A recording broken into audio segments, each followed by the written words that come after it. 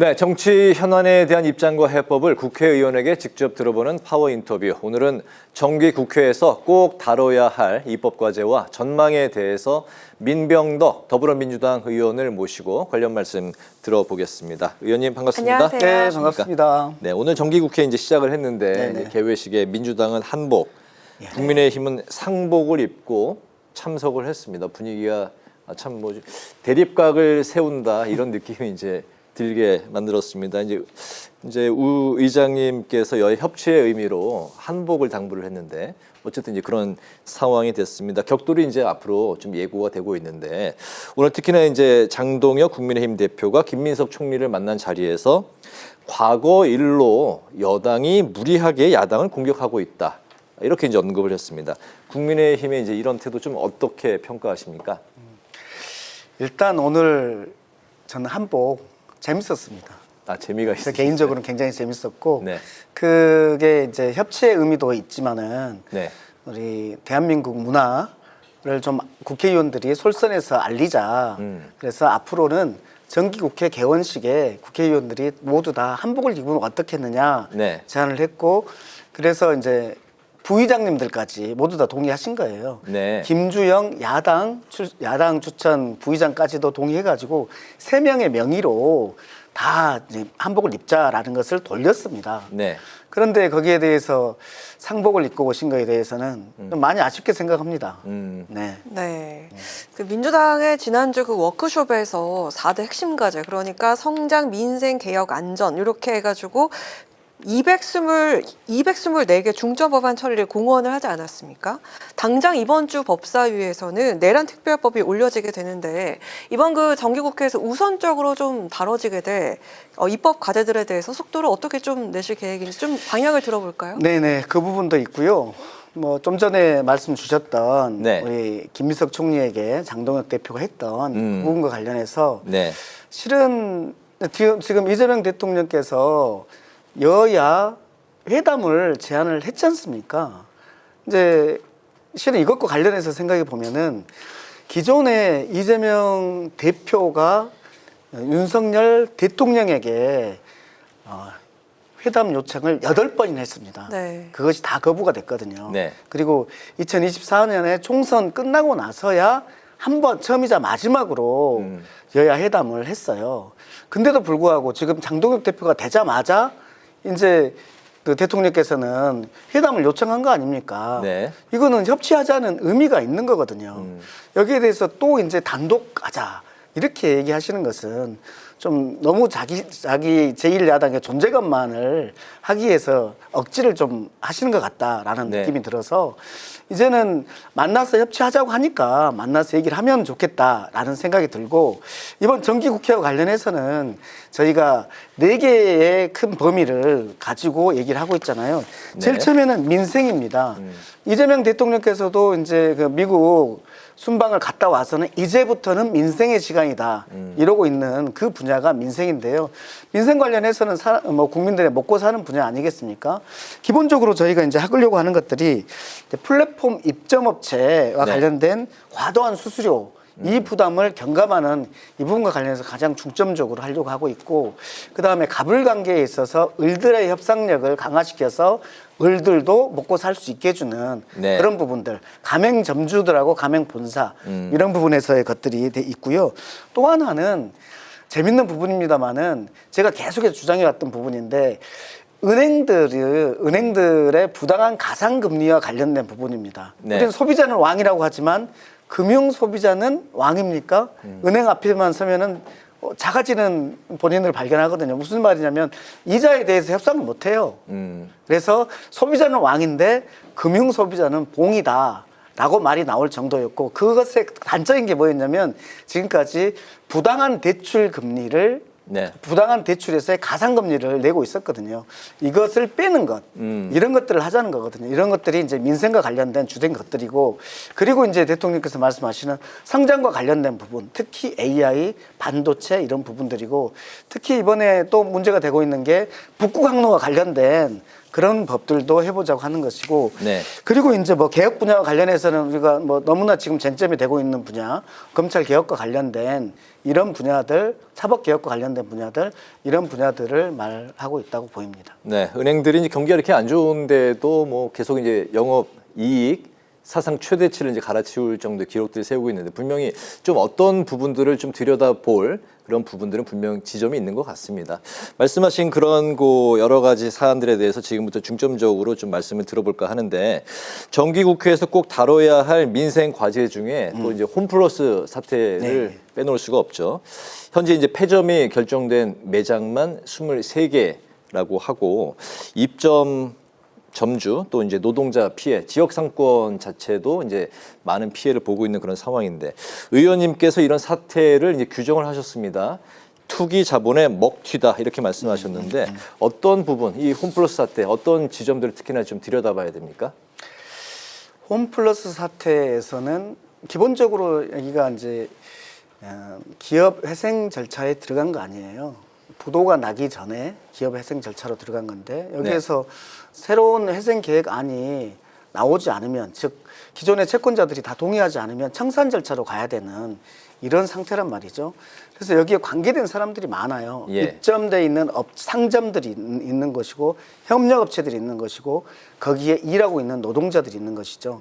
관계된 사람이 10만 명이 넘는다고 말할 수 있고 가족까지 합하면은 훨씬 더 많아지는 숫자죠. 그래서 여기에서 핵심은 뭐냐면 정상화. 홈 플러스가 홈 마이너스가 되지 않고 정상화되는 것이 가장 핵심인데 정상화되는 방안을 한번 고민해 보면 기본적으로 이 홈 플러스가 경영을 다시 잘하는 방법이 있을 거고 또는 새로운 주인을 찾는 방법이 있을 거 아니에요. 근데 새로운 주인을 찾을 때도 이것이 매력적인 것이야지 찾을 수 있지 않겠어요. 결국은 이 홈 플러스 그리고 홈 플러스의 대주주라고 볼 수 있는 MBK가 책임 있는 자세로 대안을 내놔야 되거든요. 그 책임 있는 자세로 대안을 내놔야 될 핵심 중에 핵심이 뭐냐면 제일 처음에 홈플러스를 MBK가 인수할 때 약속했던 1조 투자가 있는 거예요. 이런 투자를 비롯한 본인들의 희생적 결단들이 필요한데 이거 없이 계속해서 하겠다라는 것은 결국은 먹고 튀겠다는 것밖에 안 되는 거죠. 그래서 이런 문제들을 조목조목 짚고 또 책임을 규명하기 위해서 국회 청문회를 지금 요구하고 계시잖아요. 이 청문회가 열릴 수 있을지 궁금한데요. 이 청문회와 관련해서 저희가 뭐 결의안도 내고 막 이러고 있고 매번 하자라고 주장하고 있는데 실은 이 정무위가 야당 출신의 정무위원장이 있는 곳이거든요. 정무위원장이 말로는 하겠다고 합니다. 그러면서 계속 미루고 있어요. 지금 뭐 MBK 홈플러스하고 MBK 관련해서 수사 중이지 않냐, 수사 끝나면 하면 되지 않겠냐 이러면서 계속 미루고 있는데 이거는 그 수사하고는 실은 다른 부분입니다. 홈플러스 사태가 왜 나왔고 이것의 대책을 어떻게 세워야 되는지와 관련된 것이고 그 수사는 그것과 달리 전단체라는 단기 채권을 발행하는 데 있어서 여기 그 기업회생을 신청을 하기 직전에도 채권을 발행했단 말이죠. 채권을 발행할 때 사기로 한 거 아니냐 이런 부분이기 때문에 그거는 별개의 문제예요. 그래서 기본적으로 청문회에 대해서 저는 윤한홍 정무위원장께서 빨리 이것을 수용해달라라고 저희가 강력하게 요구하고 있는 바입니다. 저는 조만간 될 수 있을 거라고 봅니다. 알겠습니다. 이제 민주당에서 을지로위원회 위원장을 이제 맡고 계십니다. 전임 위원장 박주민 의원이셨나요? 그 초대 우원식 현재 국회의장이 이제 만드셨고, 그게 벌써 이제 2013년이었는데 단순히 이제 의뢰 목소리를 대변하는 것에서 이제는 의뢰 협상력 강화를 위한 역할을 강조를 하셨습니다. 이게 캐치프레이즈가 뭐 약자와의 동행 이렇게 이제 알고 있는데 의뢰 협상력을 어떻게 하면 좀 키울 수가 있을까요? 결국은 입법을 통해서 할 수밖에 없습니다. 협상력을 자율적으로 맡겨놨을 때에는 자율적으로 하지 않았을 때 어떤 것이 있어야지 자율적으로 되는 거잖아요. 그래서 자율적으로 하면 좋겠고 자율적으로 하지 않았을 때에는 할 수 있도록 강제하는 법안이 필요하다. 라는 것이 저희 입장이고 거기에 대해서 을들의 협상력을 강화하기 위한 법안들이 지금 제출돼 있습니다. 네. 예를 들면 가맹사업법 같은 것이죠. 가맹사업법은 가맹본사와 가맹점주 사이에서 가맹점주들이 단체를 구성하고 일정한 그러니까 등록된 단체를 구성하고 등록된 단체가 일정한 사안에 대해서 협상을 요구했을 때 협의를 요청했을 때 그것에 응할 의무를 가맹 본사한테 부여하는 거거든요. 네. 그렇게 했을 때 실제로 모여서 얘기를 하면 많이 풀리더라. 그래서 저희가 법으로 이제 어떤 부분에 대해서 이제 가맹점들의 이런 불리한 지점들을 법으로 바꾸는 것들을 한 건 한 건 두더지가 나오는 것마다 두더지 때려잡기 하는 것처럼 네. 해왔지만 이것으로는 부족하다. 결국 그것을 해결할 수 있는 구조는 서로 만나는 거다. 네. 만나서 얘기하다 보면은 풀린다. 왜냐하면 가맹 본사도 사업을 하고 싶은 사람들이고 가맹 점주들도 이 사업이 잘 되기를 원하는 사람들이거든요. 그렇죠. 그래서 극단으로 가지 않는다. 저희가 이 법이 없을 때에도 이제 저희가 국정감사나 이럴 때 상생협약식을 많이 해봤습니다. 예. 이분들 말이 뭐냐면 100번의 법보다 한 번 만나니까 좋더라. 한 번 만나니까 해결되더라. 이런 사례들이 계속 많이 있습니다. 예. 결국은 입법을 통해서 협상력을 강화할 수밖에 없다라는 것이고 그 입법이 여러 가지가 있는데 가장 첫 번째 것이 가맹사업법이고 가맹사업법은 21대 지난 국회에서도 거의 통과되기 직전에 본회의장에서 안 된 것이었고 이번에도 돼 있고 그것은 우리의 가장 중요한 부분이다. 그러니까 고기를 잡아주는 방법도 있지만은 고기를 잡는 방법을 알려주는 건데 그것이 협상력을 강화시켜주는 것이다. 라는 것입니다. 알겠습니다. 네. 그리고 그 을지로 의원의 주요 의제 중 하나가 최근 잇따르고 있는 산재 사망 사고도 예. 있을 것 같습니다. 이재명 대통령도 뭔가 대응 방침 좀 강력하게 주문하면서 많은 그런 법안들이 나오고 있는 상황인데 의원님께서 생각하시는 가장 우선시돼야 할 변화와 조치 어떤 게 있다고 생각하십니까? 기본적으로 왜 산재가 계속 발생할까요? 제가 SPC 시흥에 있는 SPC 삼립 그 현장에도 가봤습니다. 그 다음에 포스코 ENC 현장에도 가봤습니다. 네. 삼립 SPC 삼립에서 같은 경우에는 기존에도 여러 번 산재 사고가 있었거든요. 그런데 또 발생을 했어요. 그것이 왜일까요? 그것은 비용 때문이라고 생각이 듭니다. SPC 포스코 ENC 여기에서도 기존에 계속 발생해가지고 잠깐 스톱하고 다시 시작한 날 발생한 거 아닙니까? 네. 외국인 노동자가 감전사고로 돌아가시지 않았습니까? 근데 결국 제가 거기서 물어봤더니 매뉴얼을 지키지 않는 거였어요. 기존에 해왔던 편리한 방식대로 효율적인 방식대로 한 거예요. 산재 사고를 예방한다는 것은 뭐냐면 불편하더라도 매뉴얼을 지키는 겁니다. 그리고 그 불편하더라도 매뉴얼을 지키다 보면 덜 효율성이 발휘되겠죠. 그러면 비용이 더 발생한다는 거죠. 네. 근데 여기에서 결국은 비용을 우선시할 거냐 아니면 생명을 우선시할 거냐 이것이 중점되는 것이고 그래서 이 비용을 절감하기 위해서 하다가 산재가 발생하면 훨씬 더 큰 사회적 손실뿐만 아니라 그 기업에게도 손실이 발생한다는 것을 각인시켜 줘야 된다고 보이고 네. 그래서 그런 제도를 산재가 많이 발생하면 회사에 큰 손실이 발생한다는 것을 주는 그런 입법. 그래서 결국은 따져봤을 때 산재가 발생하지 않도록 비용을 쓰는 것이 결과적으로 이익이 된다라는 것을 각인시키는 그런 입법을 해야 된다라고 보입니다. 네, 산재 사망 예방 이번 정권에서 특히나 강조하고 있는 그런 부분이죠. 예, 민주당이 원화 스테이블 코인 제도화에 이제 속도를 내고 있는데 의원님도 이제 관련해서 디지털 자산 기본법을 발의하셨는데요. 이 내용부터 좀 설명해 주실까요? 예, 디지털 자산 이제 우리가 흔히 가상 자산이라고 부르는 겁니다. 네. 근데 가상 자산이라는 것은 꼭 부정적인 의미잖아요. 없는 것 자산? 그러다 보니까 여기에 대해서 이 가상자산과 관련된 뭐 시세 조정 행위라든지 이런 것을 막는 가상자산 이용자 보호법 뭐 이런 것들만 있었습니다. 네. 그런데 이것은 디지털 속에 있는 그런 금 같은 것이다라고 해서 디지털 자산이라고 이름을 바꿨고요. 기본적으로는 이 디지털 자산과 관련해서 우리뿐만 아니라 다른 나라 외국에서는 엄청나게 지금 많은 나라에서 이것들을 하고 있습니다. 네.